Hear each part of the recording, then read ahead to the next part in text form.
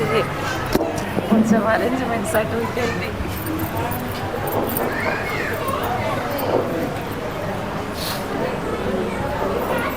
గుళ్ళో జరిగేటువంటి ఉత్సవాల్లో భాగంగా అమ్మవారికి అయ్యవారికి విశేషమైనటువంటి అర్చనలు, అభిషేకాలు, దాంతోపాటుగా హోమాది క్రతువులు, వీటి మధ్యలో కుంకుమార్చన, ఇంతమంది సువాసినులతో కుంకుమార్చన అంతర్గతంగా అద్భుతమైనటువంటి స్తోత్ర పారాయణలు.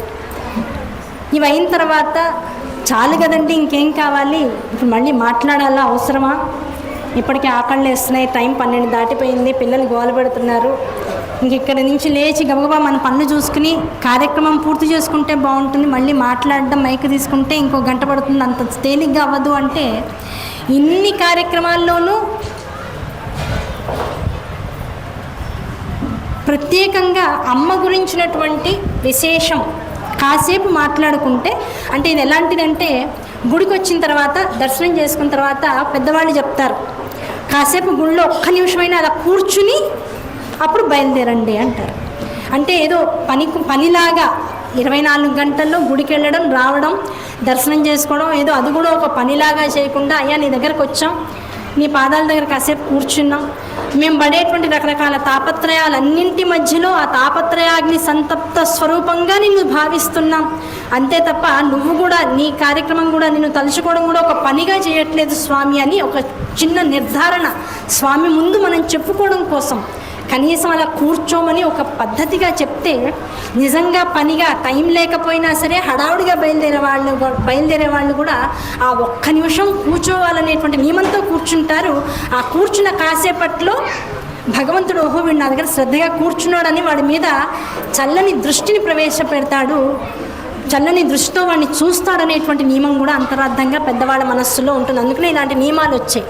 దాంతో సమానమైనటువంటిది ఇప్పుడు మనం కూర్చుని చెప్పుకునేటువంటి అమ్మవారి నామాంతర్గతంగా ఉన్నటువంటి చిన్న వాక్యార్థం. కనుక దీన్ని వింటే ఏం జరుగుతుంది అంటే, ఇంతసేపు స్తోత్రాదుల్లో నిమగ్నమైనటువంటి మనస్సు అందులో ఏం చెప్పారో తెలియదు కానీ నోటికి అర్థమైపోయింది కనుక, అలవాటైపోయింది కనుక చదివేస్తూ ఉంటాం, కళ్ళతో చూస్తూ ఉంటాం కనుక. మరి మనస్సుతోనూ చెవులతోనూ ఆ అర్థాన్ని, భావాన్ని గమనిస్తూ అనుభవానికి తెచ్చుకుని, ఆ అనుభవానికి తెచ్చుకునేటువంటి అమ్మనామాన్ని విచారణ చేసేటువంటి అవకాశం అన్ని చోట్ల దొరకదు కనుకనే కాసేపు అమ్మనామాన్ని విశ్లేషణపూరితంగా విచారణ చేసుకునేటువంటి ప్రయత్నం చేయడం. అందులో అంతరార్థంగా అమ్మవారి సౌందర్యలహరి శ్లోకాల్లో ఒక శ్లోకం ఉంది, మృషా కృత్వా గోత్ర స్ఖలనమధవైలక్ష్యనమితం లలాటే భర్తారం చరణకమలే తాడయతితే చిరాదంతశల్యం దహనకృత మున్మూలితవత తులాకోటిక్వాణై కిలికిలితమీశాన రిపుణాహ. అది శ్లోకం. ఈ శ్లోకంలో శంకరాచార్య వారు ఏం చెప్పారంటే, అమ్మవారిని అమ్మ పార్వతీదేవి అని పిలుస్తున్నారు. ఒక్కో శ్లోకంలో ఒక్కో పేరుతో పిలుస్తూ ఉంటారు శంకరాచార్య వారు. ఏ పేరుతో పిలిచారో జాగ్రత్తగా పట్టుకుంటే ఆ శ్లోకంలో ఆ నామాంతర్గతంగా, ఆ నామానికి అర్థంగా విశేషమైనటువంటి మంత్రాన్ని పెట్టారు అని అర్థం. పార్వతీదేవి మంత్రం అంటే అర్థం ఏమిటి? గౌరీ మంత్రం. ఈ శ్లోకంలో గౌరీ మంత్రం ఉంది. ఆ గౌరీ మంత్రం అందరికీ తెలుసా అండి? తెలియదు. అందరం చదవచ్చా అండి? చదవకూడదు. కానీ ఈ శ్లోకాన్ని చదవడం ద్వారా, వినడం ద్వారా, కనీసం అర్థాన్ని తెలుసుకోవడం ద్వారా గౌరీ మంత్రము ఒక జీవితకాలంలో ఒక సువాసిని చేసినంత ఫలితం ఏదైతే ఉంటుందో అది విన్నవారందరికీ వస్తుంది అని శంకరాచార్యుల వారు స్వయంగా చెప్పారు. ఈ శ్లోకంలో పార్వతీదేవి అని అమ్మవారిని పిలుస్తూ, అదే నామంతో పిలుస్తూ శంకరాచార్యుల వారు ఏమంటున్నారు, ఒకరోజు నువ్వు నీ భర్త వ్యాహ్యానికి అలా వెళ్ళారు. రోజు ఈవినింగ్ వాక్ వెళ్తారు వాళ్ళిద్దరు. పొద్దున్న నుంచి కూర్చుని ఉంటాడు కదా ఆయన. అందరూ పూజలు చేస్తూ ఉంటారు, కొబ్బరికాయలు కొడుతూ ఉంటారు, అభిషేకాలు చేస్తూ ఉంటారు, కూర్చుని కాళ్ళు నొప్పులు పెడతాయి. అలాగే కూర్చుని ప్రసాదాలు తింటూ ఉంటే పొట్టొచ్చేస్తుంది కదా. అందుకని సాయంకాలం పూట 5 గంటలకల్లా వాకింగ్ స్టార్ట్ చేస్తారు. వాకింగ్ చేసి ఒక 45 నిమిషాలు 50 నిమిషాలు అలా వాకింగ్ చేస్తూ ఒక కొండ శిఖరాగ్రం వైపుకి వెళ్తారు. వాళ్ళ ప్రయాణం ఎప్పుడు కూడా ఊర్ధ్వముఖ చలనమే కదా. ఒక కొండ శిఖరాగ్రం అంటే కొండ పైకి వెళ్ళి అక్కడ ఒక బండ మీద ఆయన, ఇంకో బండ మీద ఆవిడ కూర్చున్నారంట. అయితే ఒక రోజున ఇలా నడుస్తూ వెళ్తూ రోజు అయ్యవారు కూర్చునే బండ మీద అమ్మవారు, అంటే పై బండ మీద అమ్మవారు, కింద బండ మీద అయ్యవారు కూర్చున్నారట. కూర్చుని ఇద్దరు ఏదో మాట్లాడుకుంటూ ఉన్నారట.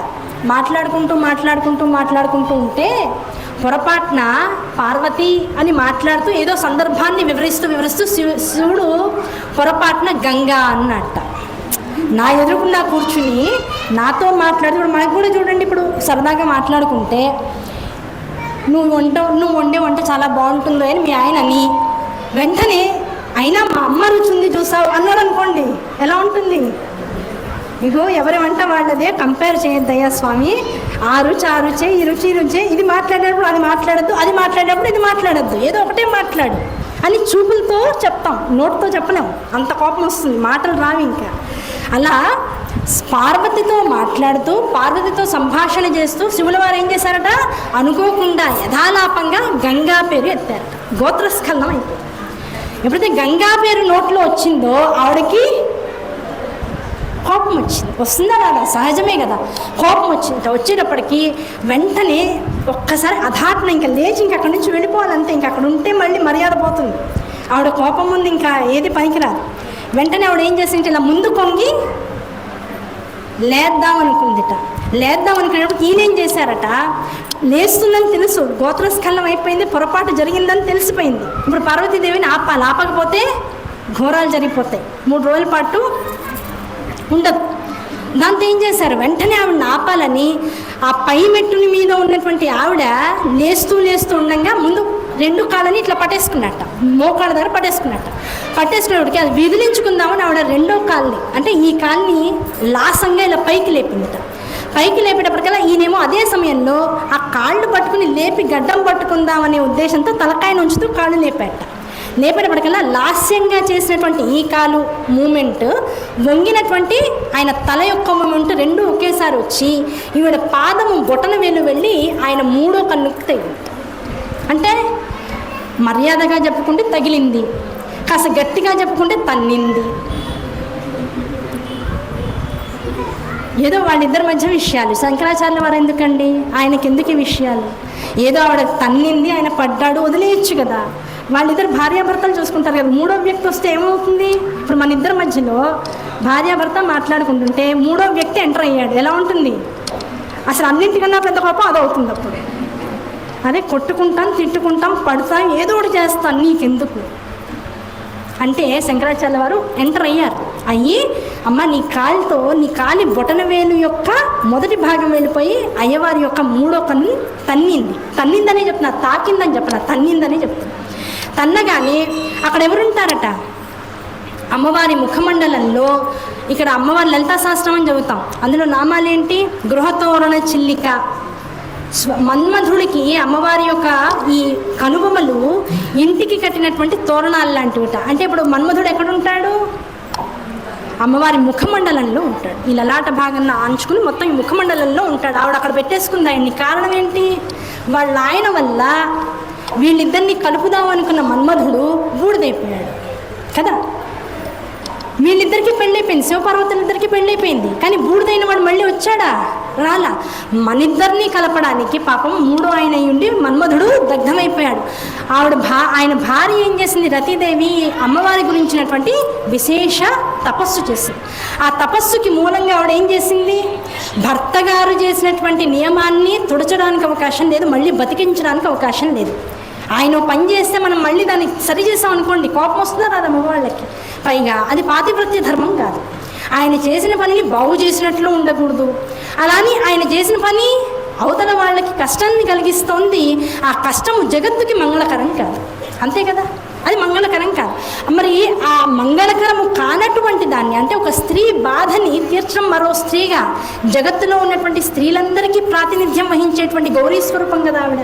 అందుకని ఆవిడ వెంటనే అనుకుందిట, తన భుజస్కంధాల మీద వేసుకుని ఏం చేసిందిట, అమ్మ నువ్వు చేసిన తపస్సు చాలా గొప్పదమ్మా, నువ్వు చేసిన తపస్సుకి ఫలితంగా మీ ఆయన నీకు మాత్రమే కనపడేటట్లుగా చిరంజీవిగా జగత్తులో ఉంటాడు. పైగా మళ్ళీ అడిగింది రైతుదేవి, అమ్మ మీ ఆయన బాగుంది, నాకే కనపడాలి, మా ఆయన నువ్వు శరణిచ్చావు, కనపడతాడు, ఆనందం, ఇంతవరకు చాలా ఆనందం కలిగింది. మళ్ళీ మీ ఆయన మళ్ళీ 3వ కన్ను తెరవడం ఏమి ఉంది?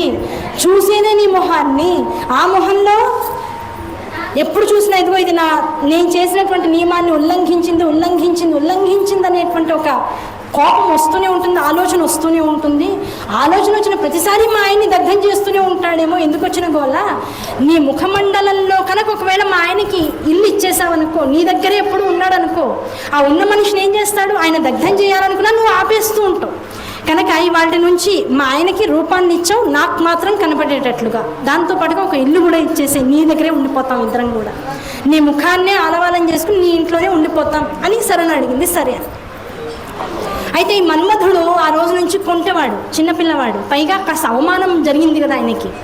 నేను మీ ఇద్దరిని కలపడానికని వస్తే ఆ శివుడు నన్ను కాల్చేశాడు, బూడిద చేసేసాడని కోపం ఆయనకి. కోపం వచ్చి ఎప్పుడెప్పుడు శివుడిని అవకాశం దొరికితే ఓడించేద్దామా అని చూస్తూ ఉంటాడట. అవకాశం దొరికినప్పుడల్లా వదలడానికి రెడీగా ఉండట. అయితే ఇప్పుడు ఏమైంది అనుకోకుండా మళ్ళీ ప్రస్తుత సిచ్యువేషన్లోకి వచ్చేద్దాం.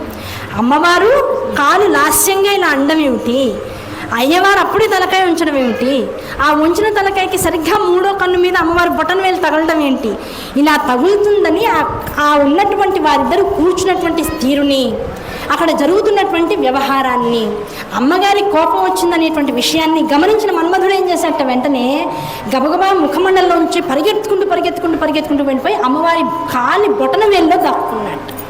దాక్కునేటప్పుడు ఇప్పుడు ఏమైంది, అమ్మవారి బొటన వేలు ఎప్పుడైతే అయ్యవారి మూడో కన్ను దగ్గరకు వచ్చిందో వెంటనే అక్కడ తానే ఉండి అయ్యవారి మూడో కన్నును గుద్దేట. ఇప్పుడు కొట్టింది అమ్మవారి కాలి బొటన వేల, మన్మధుడి పిడిగుడ్డ. ఏం గుద్దింది, ఎప్పుడైతే తన చేతులతో తన మూడో కన్నుని కొట్టాడు, ఆ మూడో కన్ను అంటే కోపం ఆయనకి. శివుడు అంటే కోపమా? కాదు కదా, ఆ మూడో కన్ను అంటే కోపం. శివుడు అన్నట్ట తర్వాత, అయ్యో పార్వతి, నీకు విషయం చెప్తాను, నేనేం కావాలని కాల్చలేదు, ఎదురుకుండా వచ్చి బాణం కొట్టాడు. దేనికి తగిలింది బాణం? మూడో కంటికే తగిలింది. ఇప్పుడు తలుపు కొడితే తలుపు తెరవాలా వద్దా? అందుకని మూడో కన్నుని బాణం కొట్టాడు, మూడో కన్ను తెరుచుకుంది. తెరిస్తే మూడో కన్ను ఏం చేస్తుంది, బయటికి మంటల్ని వెడలగక్కుతుంది. ఆ వెడలగక్కిన మంటల్లో ఎదురుకుండా ఉన్నవాడు దగ్ధమైపోయాడు. అంతే తప్ప నేను కావాలని చేయలేదు అన్నాడు. ఓహో, శివుడు గారి కాస్త నేనంటే ప్రేమే ఉంది, కావాలని చేయలేదుట, ఆ మూడో కన్ను ఒక్కటే చేసింది దాని కోపంతో. ఇప్పుడు ఏం చేశాడు మన్మధుడు, సరిగ్గా అవకాశం దొరికేటప్పటికల్లా ఆ కాలి బొటన వేలు దగ్గరికి వచ్చి అమ్మవారి కాలు తాకుతోందనేటువంటి నెపంతో తానే ఆ మూడో కంటిని కొట్టేశాట. కొట్టేసుకుని ఇన్నాళ్ళకి శివుడి మీద విజయం నేను సాధించానని చప్పట్లు కొట్టుకుంటూ చిన్నపిల్లవాడు ఎగురుతున్నట్టుగా ఎగిరేసేసి ఆనందాన్ని పొందట. అటువంటి ఆనందాన్ని నీ పిల్లలందరికీ ఇచ్చేటువంటి తల్లివమ్మ నువ్వు, అందుకే నిన్ను జగజ్జనని అనేటువంటి పేరుతో పిలిచారు అని శంకరాచార్య వారు పిలిచారు.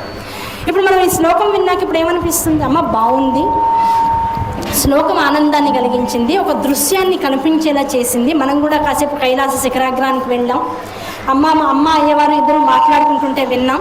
ఆ మాటల్లో భాగంగా గంగాదేవిని కూడా తలుచుకున్నాం. ఆ గంగాదేవిని తలుచుకున్న భాగంగా ఇద్దరిని ఒకసారిగా నోటి వెంబడి తెస్తే ఎటువంటి కష్టాలు వస్తాయో శివుడి ద్వారా తెలుసుకున్నాం.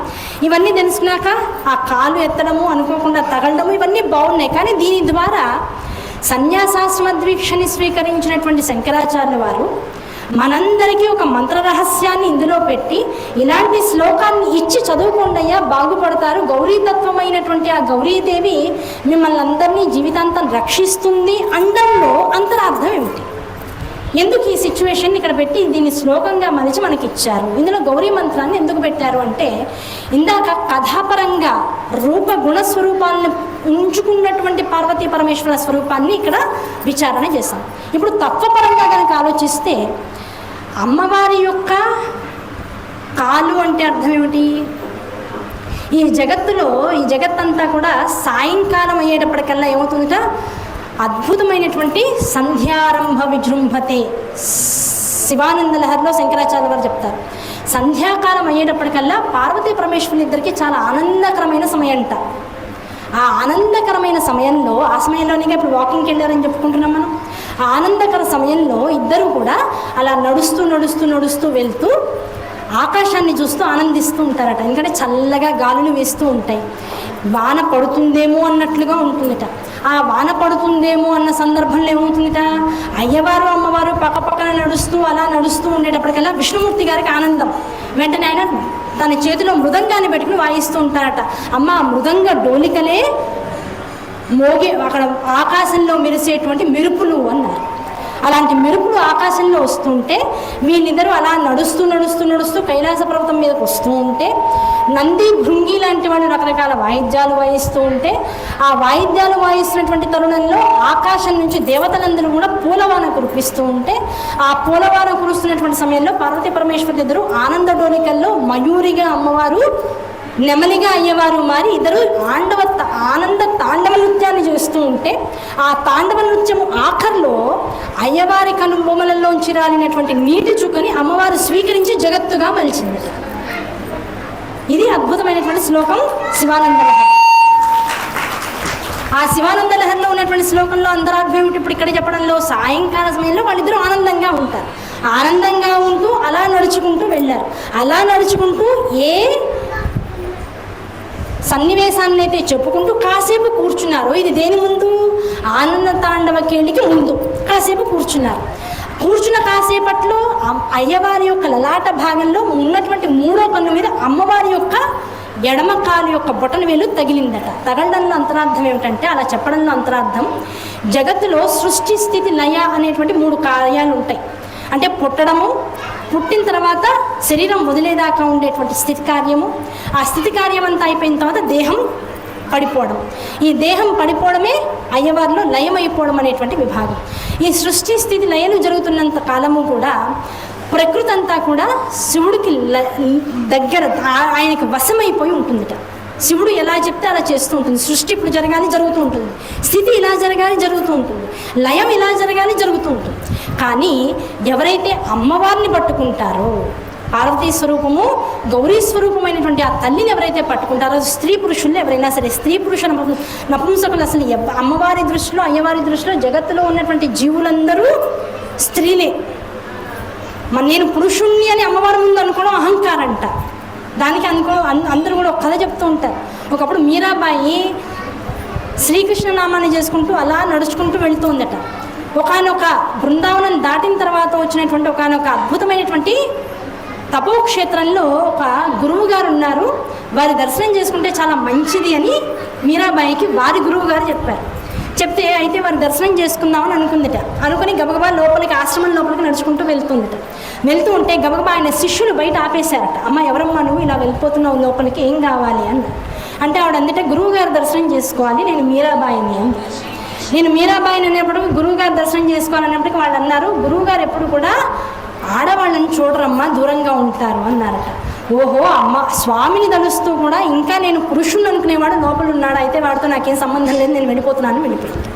ఆ మాట వినగానే లోపల ఉన్నటువంటి గురువులు వెంటనే లేచి గబగబా బయటకు వచ్చి, అమ్మ మీరా ఇలా రా, నువ్వని తెలియక మా శిష్యులు మాట్లాడారు అని అన్నారు. అంటే అంతరార్థం ఏమిటి కథలో?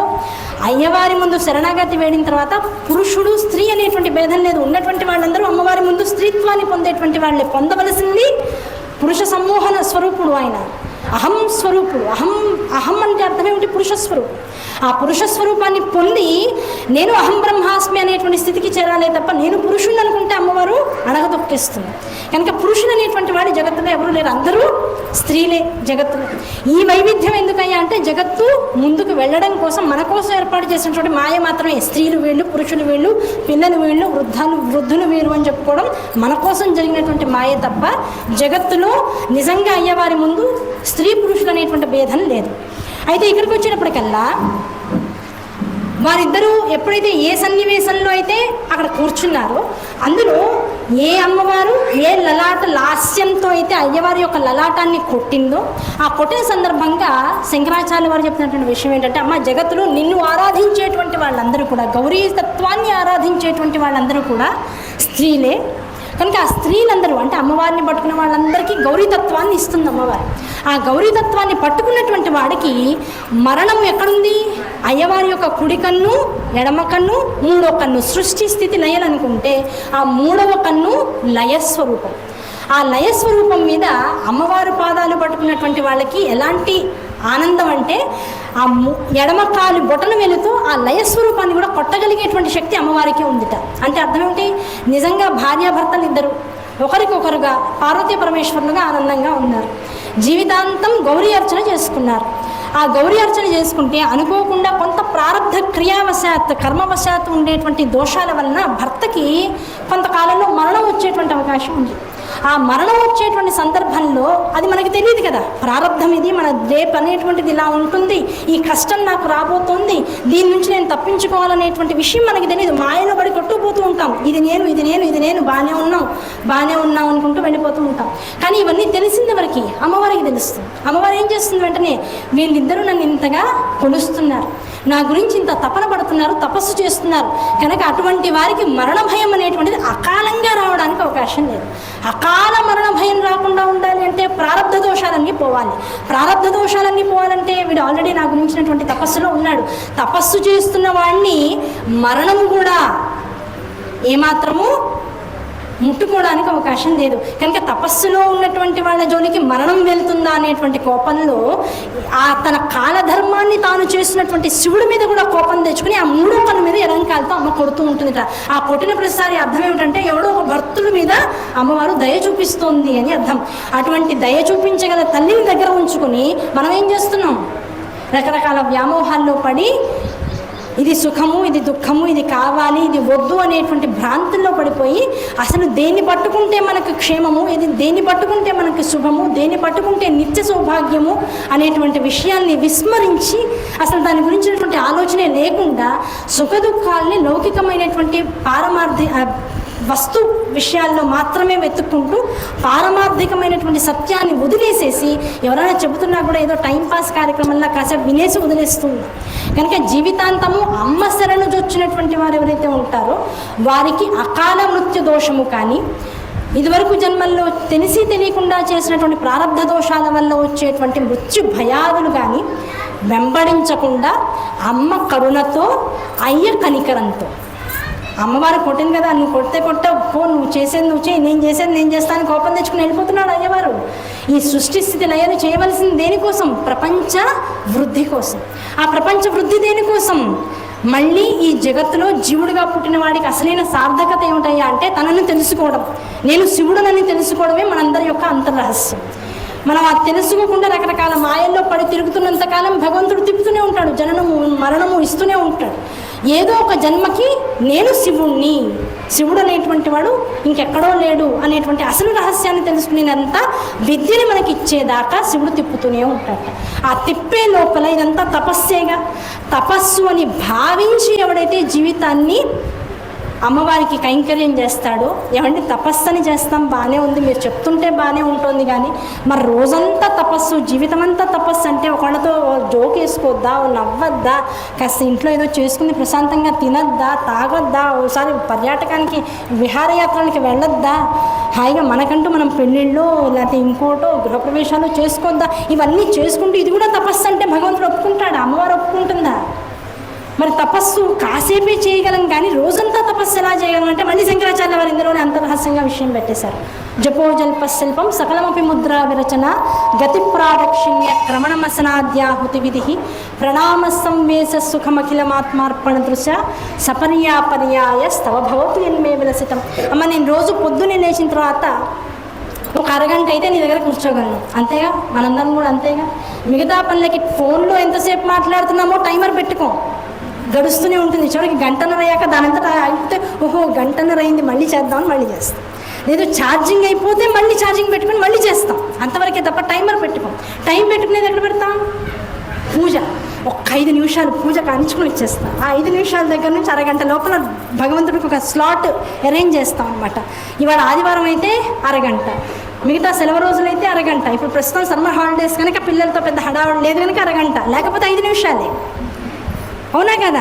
ఇలా టైం పెట్టుకుంటా. అమ్మ ఇప్పుడు ఏం చేయాలి? టైం పెట్టుకుంటా, ఎందుకంటే గృహస్థాశ్రమ ధర్మంలో ఉన్నా, నా గృహాన్ని చూసుకోవాలి, పాతివ్రత్య ధర్మాన్ని చేసుకుంటూ పోవాలి. కనుక ఈ గృహస్థాశ్రమ ధర్మంలో ఒక 5 నిమిషాల నుంచి అరగంట దాకా నీ దగ్గర కూర్చుంటే ఆ శక్తి ఏదైతే ఉందో అది నాకు రోజంతా ఇవ్వాలిగా. ఈ రోజంతా ఇచ్చేదానిలో నేను రకరకాల మాటలు మాట్లాడుతూ ఉంటా, రకరకాల పనులు చేస్తూ ఉంటా, రకరకాల చోట్లకి వెళ్తూ ఉంటా. ఈ మాట్లాడే ప్రతిసారి కూడా ఇదంతా కూడా నేను నీకు చేసే స్తోత్రం అనుకో. నేను ఎన్నో మాటలు మాట్లాడుతూ ఉంటా, ఆ మాటలన్నీ నువ్వు స్తోత్రాలుగా భావించు. రకరకాల వ్యవహారాల్లో రకరకాల చోట్లకి వెళ్తూ ఉంటా. కూరగాయలు కొనడానికి వెళ్తూ ఉంటా, ఇంకో పార్కులో కాసేపు ఫ్రెండ్స్ని కలవడానికి వెళ్తూ ఉంటా, చీరలు కొనుక్కోవడానికి షాప్కి వెళ్తూ ఉంటా. రకరకాల పనులు ఉన్నాయి, నాకు వ్యవహారాలు ఉన్నాయి. ఆ వ్యవహారాల్లో రకరకాల చోట్లకి వెళ్తా. ఈ నడిచి వెళ్ళడము, నడిచి వెళ్ళి ఒక వాహనానికి డెస్టినేషన్కి వెళ్ళడము, వెళ్ళి మళ్ళీ తిరిగి ఇంటికి రావడం, ఈ వ్యవహారం ఏదైతే ఉందో ఇదంతా కూడా నేను నీకు చేసేటువంటి ప్రదక్షిణ నమస్కారం అనుకో. అరుణగిరి ప్రదక్షిణ చేస్తున్నావు అంటే అర్థం ఏమిటి? రోజుకోసారి అరుణగిరి ప్రదక్షిణ. ఎన్ని చోట్లకి తిరిగానో అక్కడల్లా అరుణాచల శివ అనుకుంటా. ఇప్పుడు నా నడకంతా ఏమైపోయింది? గిరి ప్రదక్షిణ అయిపోయింది. భావం ముఖ్యం కదా. ఎన్నో విషయాలు మాట్లాడి చేశాక అలసిపోయా. అన్నం తినాలి, అమ్మ నేను తినే అన్నం నేను తింటున్నాననే భావన నాకు రానివ్వకు. ఈ లోపల ఉన్నటువంటి నీకు తినిపిస్తున్నాననేటువంటి భావంతో, నీకు నైవేద్యం పెడుతున్నాననే భావంతో నన్ను ఉద్ధరించు. మంచినీళ్ళు తాగా, టీలు తాగా, కాఫీలు తాగా, చల్లగా ఉంది, చెరుకు రసాలు, కూల్ డ్రింకులు, కాఫీలు బోల్డ్ తాగేసా. ఇవన్నీ ఏంటి? నీకు ఇచ్చేటువంటి మధ్య పానీయం సమర్పయామి. అంతే తప్ప నా కోసం అనుకోవాకు. ఎందుకు? లేవంగానే ఒక అరగంట సేపు మొత్తం ఈ దేహం నీదని నీ ముందు కాసేపు కూర్చుని అయిపోయింది. నీకు నాకు ఆ డీలింగ్ కంప్లీట్ అయిపోయింది. ఇప్పుడు ఆ డీల్తో ఏం చేయాలి? 24 గంటల పాటు నేను ఏం చేశానో అవన్నీ నీకు చేస్తున్నట్టే, నాకు చేసుకున్నట్టు కాదు. అలా ఏమంటే అంతా బాగుందండి, రోజంతా తిరుగుతున్నాను, రోజంతా అన్ని పనులు అమ్మవారికి ఇచ్చాం, పడుకుంటాం కదా, అది కూడా అమ్మవారికి ఇచ్చేద్దామా? పడుకునే ముందు భావన ఏం రావాలి? అమ్మ ఎక్కడైనా సాష్టాంగ నమస్కారం పెట్టాలంటే 1/2 నిమిషం. కానీ ఈ సాష్టాంగ నమస్కారం ఎలాంటిది? ఇప్పుడు పడుకున్నానంటే పొద్దున 5-6 గంటల తర్వాత దాకా లేవను అంటే ఇంత గొప్ప సాష్టాంగ నమస్కారం ఎవరన్నా పెడతారా? చివరికి ఆనంద నిలయంలో స్వామివారికి చేసేటువంటి ఏం ప్రదక్షిణ? అంగ ప్రదక్షిణ. ఆ అంగ ప్రదక్షిణ ఎంతసేపు చేస్తాం? 5 నుంచి 10 నిమిషాలు చేస్తాం. బయట కైవారానికి ఎప్పుడన్నా అంగ ప్రదక్షిణ చేశారా? లోపల మూల విరాట్ దగ్గర ఉండేటువంటి గర్భగుడికి చేశారు. బయట కైవారానికి ఎవరైనా ప్రదక్షిణ చేశారా? చేయొద్దండి. బయట లోపల అంగ ప్రదక్షిణ దొరకలేదు. 3ంటికి స్నానం చేసాం, లోపల ప్రదక్షిణ స్టార్ట్ అవగానే బయట కైవారంలో దాన్ని ఏమంటాం, 4 వీధుల్ని మాడ వీధులు అంట. ఆ మాడ వీధుల్లో కూడా అంగ ప్రదక్షిణ చేయొచ్చు, చేయనిస్తారు చేయగలిగితే. అది చేస్తే ఎంతసేపు పడుతుంది? మహా అయితే ఒక అరగంట నుంచి ఒక 45 నిమిషాలు పడుతుంది. జాగ్రత్తగా చేయాలి, టైం ఎక్కువ పడుతుంది. ఎంత చేసినా, ఎంత అంగ ప్రదక్షిణ చేసినా, ఎంత సాష్టాంగ నమస్కారం చేసినా 1 నిమిషం దగ్గర నుంచి 1 గంట నిమిషం లోపల, గంట లోపలే. కానీ ఈ అంగ ప్రదక్షిణ ఎలాంటిది? ఈ దండ ప్రణామం ఎలాంటిది? 6 గంటలు చేస్తున్నా. 6 గంటలు, ఒక్కోసారి 7 గంటలు, ఒక్కోసారి 8 గంటలు. బాగా అలసిపోతే అయ్యో వార్షికోత్సవాలన్నీ గుడికి వచ్చాం అలసిపోయాం అనుకుంటే 8 గంటలు కూడా పడుకోవచ్చు, తప్పే ఉంది. అవునా కదా? ఇంతసేపు ఎవడైనా సాష్టాంగ దండ ప్రణామం చేస్తాడా? అమ్మ నేను చేస్తున్నా అనే భావంతో ఉంటే పడుకునేటప్పుడు అమ్మ భావనే, అమ్మకి సాష్టాంగ దండ ప్రణామం చేస్తున్నా అనే భావన. లేచేటప్పుడు ఇప్పుడు నిద్ర నుంచి లేవడం కాదు, సాష్టాంగ దండ ప్రణామం చేసి లేవడం లాంటిది. అంటే పూజ పడికి పూర్తయిందనమాట. పూజ పూర్తయి లేచాను, మళ్ళీ వాష్రూమ్లోకి దంతదానం చేసుకోవడానికి వెళ్ళా, మళ్ళీ పూజకి సమాయత్తం అవుతున్నా. ఇప్పుడు ఏమైంది? 24 గంటల జీవితము పూజతో మొదలయ్యి పూజతో ఆఖరవుతోంది. అంటే ఇందులో 1 నిమిషం కూడా నిన్ను తప్ప నాకంటూ నేను ఏ పని చేసుకోవట్లేదు. ఇప్పుడు అర్థమైపోయిందా దేవుడికి ఎలా కైంకర్యం చేయాలో? దేవుడు ఎదురుకుండా కూర్చుంటేనా పూజ? అందుకే వివేకానంద స్వామి చెప్తాడు, మనకందరికీ కూడా చిన్నప్పుడు ఈ వయసులో ఉన్నప్పుడు అమ్మలు పరిచయం చేస్తారు వంటగదిలో ఉన్నటువంటి చిన్న గూట్లో ఉన్నటువంటి దేవుణ్ణి. అక్కడే మొదలవుతుంది భక్తి అనేటువంటిది. కానీ అక్కడే ఆగిపోతే దానంత పాపం ఇంకోటి లేదని చెప్తారు. విశ్వవ్యాప్తము సర్వవ్యాపకమైనటువంటి పరమేశ్వరి దర్శనం చేయాలి తప్ప ఆ వంటింట్లో అక్కడ ఉన్నటువంటి ఆ మూల గదిలో ఉన్నటువంటి ఆ మూల సౌధంబులో నగరిలో అంటాడు ఎవరు? భాగవతంలో నన్నయ్య గారు కదా.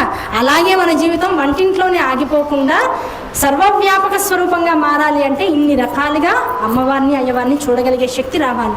అలా చూస్తూ ఇది ఒకదానికొకటి ఎగ్జాంపుల్ చెప్పుకుంటూ కిందకు వచ్చాం. ఇప్పుడు అలాగే ఎగ్జాంపుల్స్ చెప్పుకుంటూ పైకి వెళ్తే 24 గంటల సమయం ఎవరైతే గౌరీదేవి ఉపాసనలో ఇలా ఉంటారో భావన మాత్రంగా, ఏమంటే నాకు ఇవన్నీ చేస్తూనే ఉంటాను, బయటికి పెద్దగా వెళ్ళను, ఇంట్లోనే ఉంటానండి, మా అత్తగారిని మామగారిని చూసుకుంటూ ఉంటాను, మా ఆయనకు కావాల్సింది చేస్తూ ఉంటాను, నాకు పెద్దగా ఏమీ తెలియవు, అన్నీ వాళ్ళే తెచ్చి పెడతారు, మరి నేను ఎక్కడికి ప్రదక్షిణ చేయను కదా, నేను ఎక్కడికి వెళ్ళి కూరగాయలు అంటే కొనను కదా, గుడికి కూడా పెద్ద వచ్చేదేం లేదు కదా, మరి నా పూజ ఎలాగా అంటే నువ్వు వాళ్ళకి చేసే సేవంతా పూజేనమ్మా.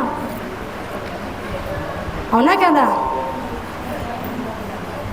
మాతాచ పార్వతీదేవి, పితాదేవో మహేశ్వర, బాంధవ శివభక్తాచ, స్వదేహో భువనత్రయం, ఈ దేహం భువనత్రయం. దీంతో పాటు చేసేటువంటివన్నీ కూడా సేవలే. ఆ సేవలు చేసే నిమిత్తంగా తల్లిదండ్రికి చేస్తున్నావు. అయ్యా అత్తగారు మామగారు కదండి, మరి ఆ తల్లిదండ్రి అని నాకు భావన ఎలా వస్తుందంటే, నీకు ఇంత మంచి మొగుడిని ఇచ్చి నువ్వేది చేసినా, ఉప్పులో కారం ఎక్కువ వేసినా, కారంలో ఉప్పు ఎక్కువ వేసినా, రెండిట్లో నూనె వేయకపోయినా వేసినా అన్నింటినీ పాపం మూసుకుని తినేవాడు ఒకడు ఉన్నాడు కదా. ఆ మూసుకుని తినే భర్తను ఒకడిని ఇచ్చాడంటే వాళ్ళు నీకు తల్లిదండ్రుల కన్నా ఎక్కువ నేటట్లేదు కదా అర్థం. 18 ఏళ్ళు 20 ఏళ్ళు 25 ఏళ్ళు తల్లిదండ్రుల దగ్గర ఉంటావు, తర్వాత కాలం అంతా అత్తమామలు ఇచ్చిన భిక్షే కదా భర్త అనేటువంటి వాడు, పిల్లలు అనేటువంటి వాళ్ళు. కనుక వాళ్ళిద్దరూ తల్లిదండ్రుల కన్నా ఎక్కువ. కనుక మాతాచ పార్వతీదేవి పితాదేవ మహేశ్వర, ఇప్పుడు ఎవరు? అత్తగారు మామగారు. కనుక వాళ్ళకి చక్కగా అన్నం పెట్టేటప్పుడు, నీళ్ళు ఇచ్చేటప్పుడు, వాళ్ళకి కావాల్సిన సేవలు చేసేటప్పుడు ఆ భావనతో చేస్తే, ఏ భావన? పార్వతీ పరమేశ్వరులు ఇద్దరికీ చేస్తున్నాను తప్ప నాకు ఇక్కడ అహంకారం, మా అత్తగారు మాట అంటోందను, మామగారు ఏదో అన్నారను, అనట్లేదను, విసిగిస్తున్నారను, చీపనను, ఎలాంటి భావన వచ్చినా ఆ చాతువులన్నీ పక్కన పెట్టేసి అయ్యవారికి అమ్మవారికి సేవ చేస్తున్నాననే భావంతో ఎవరైతే గృహకృత్యాన్ని ఈ భావంతో చేస్తారో అటువంటి వాళ్ళకి గౌరీలోక ప్రాప్తి వస్తుంది. ఆ గౌరీలోకం లోపల ఇదంతా గౌరీ ఉపాసన కిందకు వస్తుంది. అటువంటి ఉపాసన చేసే వాళ్ళని అమ్మవారు ఏం చెప్తుంది?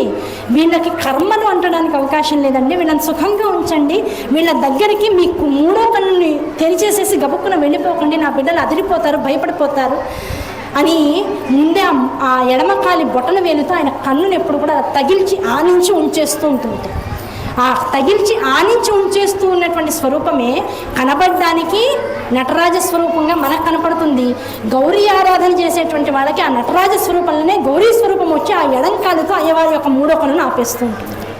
కనుక అటువంటి తల్లి స్వరూపాన్ని ఎలా దర్శించాలన్నా మన భావనకి తగ్గట్లుగా మనం తెలుసుకున్నటువంటి శ్లోకాల ఆధారితంగా వచ్చినటువంటి విచారణలను కనుక చేస్తూ పోతూ ఉంటే ఎక్కడ చూసినా జగత్తులో తల్లి స్వరూపము తప్ప అయ్య స్వరూపము తప్ప అన్యమైనటువంటివి లేవు. అటువంటి తల్లిదండ్రులని సర్వదా సహస్ర అన్ని వైపులా స్వరూపంగా జగత్తుగా దర్శించాలి అంటే ఒక తపస్సు అవసరం.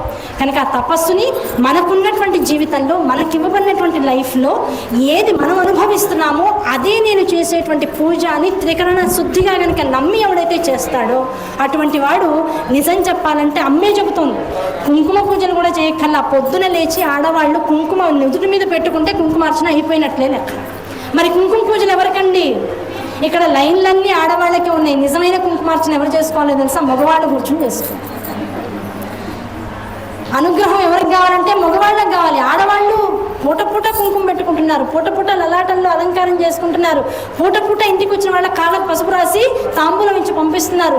ఎక్కడ ఎరుపుదనం చూసినా అమ్మవారిని చూసిన భావంతోనే ఉంటారు. పెద్ద ఆడవాళ్ళతో బెంగలేదు, వచ్చిన బెంగంతా మగవాళ్ళతోనే.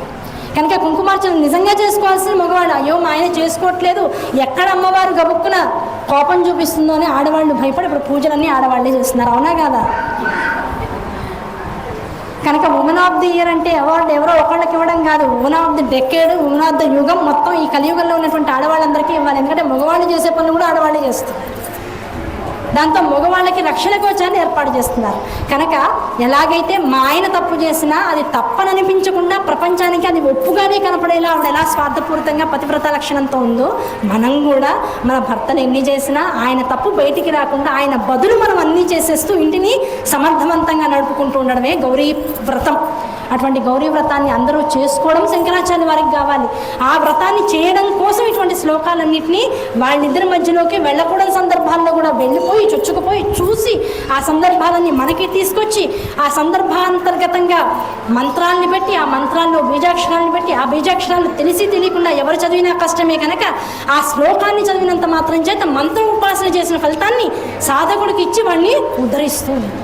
కనుక ఇప్పుడు మనం నమస్కారం చేసుకోవాల్సింది పార్వతీ పరమేశ్వరులకు ఎంత గొప్పగా చేసుకోవాలో శంకరాచార్య వారికి అదే స్థాయిలో చేసుకోవాలి. కనుక శృతి స్మృతి పురాణానాం ఆలయం కరుణాలయం నమామి భగవత్పాద శంకరం లోకశంకరం. మనందరినీ రక్షించడం కోసం ఉద్ధరించడం కోసం ఈ కలియుగంలో ప్రతి వాళ్ళు కూడా షోడసాక్షరి పంచదశి అనేటువంటి మహామంత్ర ఉపాసనలు చేసేటువంటి అవకాశాన్ని శ్లోకాల రూపంలో ఇచ్చినటువంటి వారు సౌందర్యలహరిని ఇచ్చినటువంటి వారు శంకరాచార్యుల వారు. అటువంటి వారికి మనస వచస కర్మణ నమస్సును తెలియజేసుకుంటూ ఇటువంటి అవకాశాన్ని నాకు ఇచ్చి ఇంత లేట్ అయినా సరే ఇంకా ఓపికగా కూర్చునేటువంటి ప్రేక్షకుల్ని ఇచ్చి దాంతోపాటు ఒక మైక్ని దాంతోపాటు హ్యాండ్ మైక్ని కూడా ఇచ్చి లైవ్లో ఒక అవకాశాన్ని కూడా ఇచ్చి ఇంతసేపు అమ్మవాక్యాన్ని నా నోటి వెంబడ వినాలనేటువంటి ఒక తల్లి మనస్సు ఎలా ఉంటుందో అట్లా మీ అందరి రూపంలో ఆ తల్లే వచ్చి ఇక్కడ కూర్చొని నేను చెప్పేటువంటి చిన్నపిల్లల మాటలు విని తాను సంతోషించి నన్ను ఎత్తుకుని ముద్దాడుతుంది అనేటువంటి ఒక నిగూఢమైనటువంటి నమ్మకంతో అందరికీ శ్రీమాత్రే నమః. స్వస్తి.